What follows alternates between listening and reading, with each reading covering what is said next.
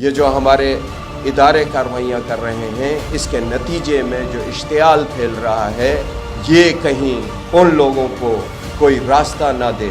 ہم ہمیشہ داعش جیسی درندہ صفت دہشت گرد تنظیموں کے مد مقابل رہے ہیں، چاہے پارا چنار ہو، چاہے ڈیرہ اسماعیل خان ہو، چاہے کوئٹہ ہو، چاہے کراچی ہو۔ ہم اپنی وطن کی حفاظت کے لیے، اپنی وطن کی سالمیت، اپنی وطن کی بقا کے لیے ہمیشہ میدان میں رہے ہیں۔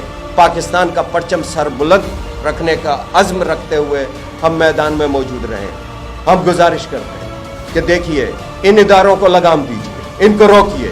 ہم نہیں کہتے کہ جنہوں نے کوئی جرم کیا ان کو آپ گرفتار نہ کریں، لیکن آپ کو یہ بتانا چاہتے ہیں کہ ملت جعفریہ انتہائی فرض شناس ملت ہے اور ہم ذمہ دار قوم ہیں۔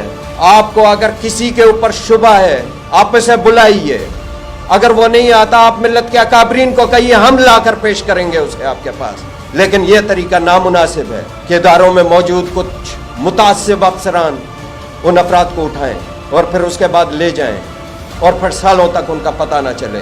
کسی نے کوئی جرم کیا ہے، آئین پاکستان اور قانون پاکستان کے تحت اس کو آپ عدالتوں میں پیش کریں، عدالتیں ان کو سزائے موت دے دیں، ہمیں اس پر کوئی اعتراض نہیں ہے۔ ظالم ظالم ہے، جرم کرنے والا مجرم ہے۔ ہم مجرموں کے ساتھ نہیں کھڑے ہوتے، ہم ظالموں کے ساتھ کھڑے نہیں ہوتے، لیکن بے گناہوں کے لیے ہم میدان عمل میں موجود ہیں۔ اب ملت جعفریہ کا صبر اور ضبط کو نہ آزمایا جائے، میں پیغام دے رہا ہوں واضح طور پر۔